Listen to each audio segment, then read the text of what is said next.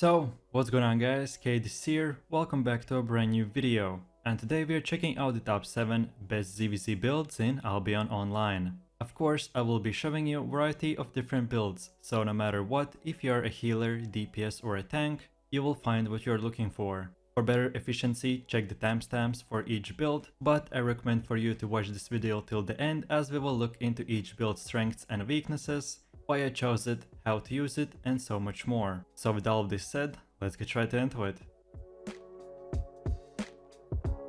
Then moving over to my first build choice, which is the permafrost prism staff.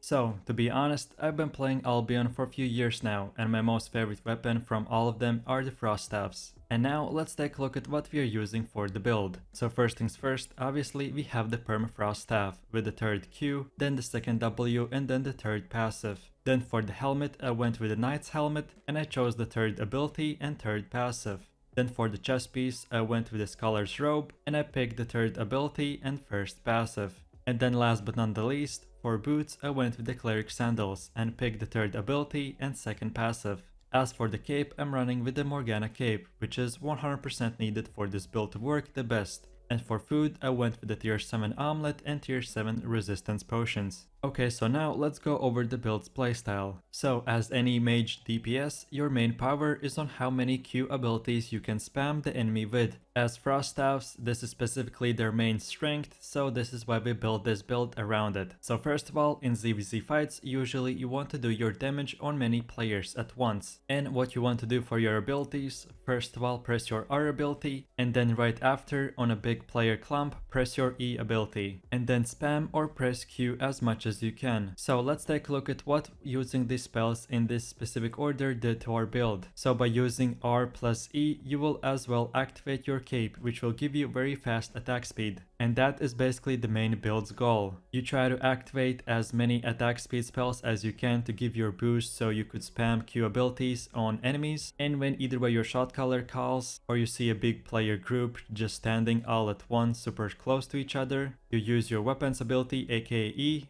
and the spell will stun everyone for a second and do massive amounts of damage. So yeah, like you can see, this build is super simple and straightforward. But in meanwhile, while we have our cooldowns after using the spell combos, we have 4 abilities. First of all, 2 teleportation spells, which are W and F, so if you need to get in a fight quickly, use them. And only use the ability and potions when the ZvZ shot caller has set to use your defensives. Or if you are in a more open world roaming ZvZ fight, like the faction warfare, then just use these 2 spells as defensives when you feel like a big damage is about to hit you. So yeah, like I have said, this build is super OP and straightforward, and has very fun playstyle with you being able to do a lot of damage and teleport all around the map. Then taking a closer look at the second build, which is the tank soulscythe ZvZ build. So no matter in what type of ZvZ group you are in, anyone definitely needs 1 or 2 soulscythe players. And later you'll be able to see why. But then for the build itself, the weapon of choice of course is the one and only soulscythe. And for the abilities, I went with the second Q, 5th W and 4th aka the last passive. Then for the helmet of choice, I picked the knight's helmet and the third ability and third passive. Then for the chest piece, I went with the knight's armor and the third ability and both first passives. Last but not the least, for boots, I went with the hunter's shoes and picked the third ability and 4th passive. Then for my cape, I picked the 4th Sterling cape, and for food I ordered from Starbucks the tier 8 beef sandwich and tier 7 resistance potions. Okay, so now let's see what is going on for this build's playstyle. So basically, as a tank, your main objective is to attack enemies frontline, and specifically for this build, use and hit your E ability. And like you can tell, this build is worth everything because only of the E ability, so always save it and use it only when needed. But probably if you chose the tank's role, you are more familiar with the game than DPS and healer players. But anyways, let's take a look at the basics. So when you want to hit multiple player groups, you first of all use your F ability, which will give you super fast speed, and you use it so the enemy doesn't have time to react and you can reach them super quickly. Then after using the boots and getting closer to your target, use the E ability and that's it. Then wait again for another engage call from your shot caller, and in meanwhile you have cooldowns, so try to harass and annoy the enemy's DPS and healers by using the other spells which are Q and W, and then for your own defensives use the resistant potions and the ability, aka the helmet, which will increase your crowd control resistance.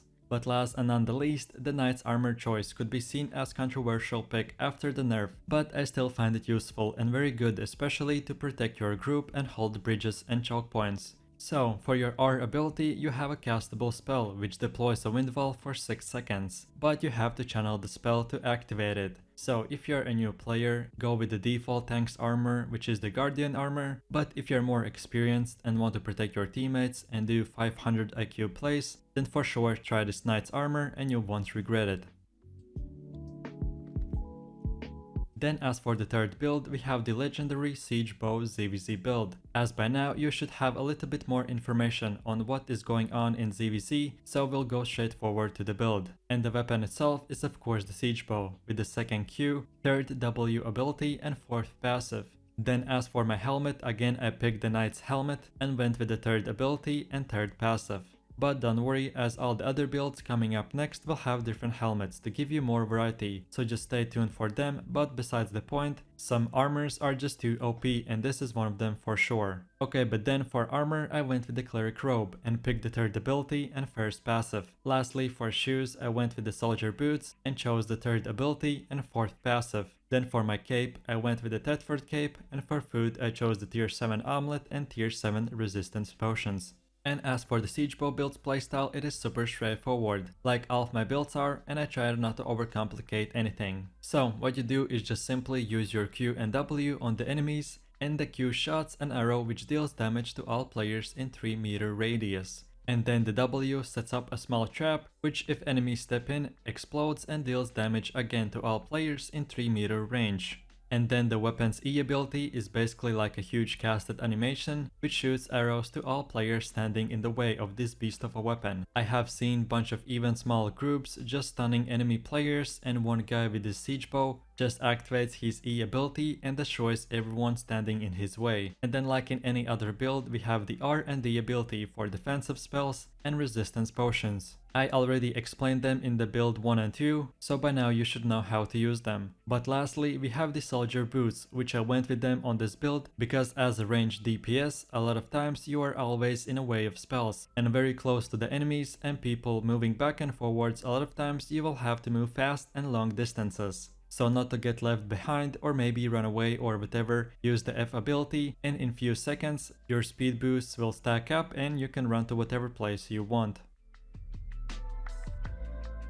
Then with that said, now we have come to the fourth build, which are the galatine pair DPS build. So of course I picked the galatine pair weapon with the second Q, fourth W and third passive. Then for my helmet of choice I went with the royal hood and chose the third ability and third passive. Then for my armor I went with the assassin's jacket and picked the third ability and third passive. Last but not the least, for my boots I chose the mage sandals and went with the third ability and second passive. Then for my cape I went with the Thetford cape, and for food I chose the tier 8 beef stew and tier 7 resistance potions. And then for the galatine pair playstyle. First of all, you are a massive damage dealer and meant to bait out your enemies and hit them all at once. So your game plan is to use first of all the D ability and then use the R ability, aka become invisible, and in that 3 to 4 second window, while your damage percentage is charging up and you are invisible, go to your enemies and in the last 5th second use the E ability on groups of enemies and eliminate all of them in just one spell combo. Then as you're obviously in the enemy's territory and have killed bunch of them, to get out of this sticky situation, teleport out using the F ability, and it has 1 second delay, so you can bait out players to use all spells on you and you running in a different direction while getting teleported in the next second. And then in meanwhile, to get all the cooldowns back you use your Q and W abilities, and for defensives use the resistance potions. This build is a bit more high tier and requires a bit of practice, but besides that it is super OP, and is basically the best one-shot build in ZvZs. Then for one of the last builds on the list we have the grovekeeper tank build. So of course I went with the grovekeeper weapon, and for abilities I chose the third Q, second W and fourth passive. Then for my helmet of choice I went with the cleric cowl, which later I will explain why, and for the abilities I picked the third spell and first passive. Then for my chest piece I chose the guardian's armor, and for its abilities I went with the third spell and both first passives. And then last but not the least, for boots I chose the hunter shoes with the third ability and fourth passive. As for my cape of choice, I went with the fourth sterling cape, and for my food I ordered from In and Out tier 8 beef stew and tier 7 resistance potions. And as we already looked into the role of tank in ZvZs in the previous builds, we will just briefly go over this weapon's playstyle. So your goal as a tank is to engage and be the protector, aka the front line of your ZvZ group. And like per all the other builds, all of your main strength lies within the E ability, which basically is just a massive leap. When you leap towards your enemies, you stun all of them at once in a massive 5.5 meter radius. And at the same time you increase your damage resistance. So the right way to play it is after you have chosen the target to hit, use your F ability aka the boots to get a speed boost and sprint into your enemies and hit them with the E ability, which afterwards your DPS players should deal all the damage. But then as your role is a tank, you don't want to run away but stay in the same area in your enemy's front line and use all the other defensive spells. Use your Qs and Ws to move around the enemies easier, and use the R ability when you are close to enemies DPS, which creates then an aura which all DPS within will do a lot less damage. And last but not the least, use your cleric cowl whenever the enemy is trying to do the same thing to you, and after using it you will become frozen for 5 seconds and any damage dealt to you will be 0. Of course you can always use the knight's helmet, but for more variety I chose the cleric cowl.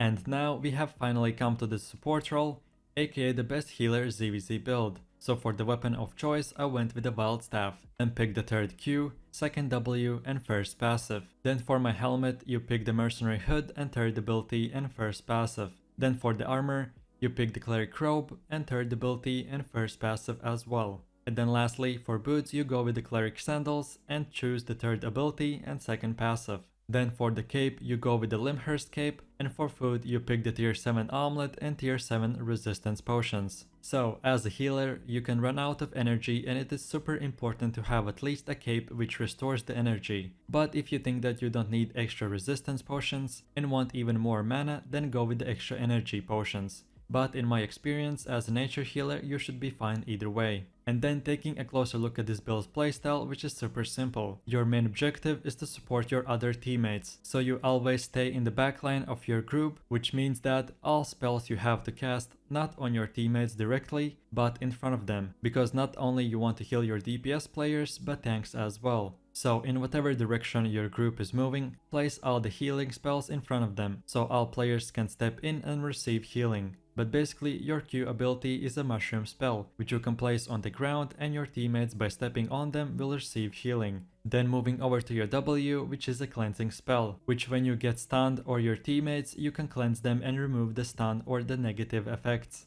And lastly your weapon is Z, which is a massive spell which you can place on the ground, and any player in that green circle will receive massive amounts of healing. And then like we discussed in the previous builds, use your R and F ability to protect yourself or to run away. And when you get stunned, because being on the move as a healer is very important, you activate your D ability, which is another cleanse, like the W. But just this one you can only cast on yourself, and the other players in a very close range will get it as well. So yeah, in a quick summary, always stay in your teammates' backline, place all of your healing spells in front of your teammates, and don't forget to use your defensives, as especially healers are super squishy and can get deleted in just 1 second. So be careful and good luck!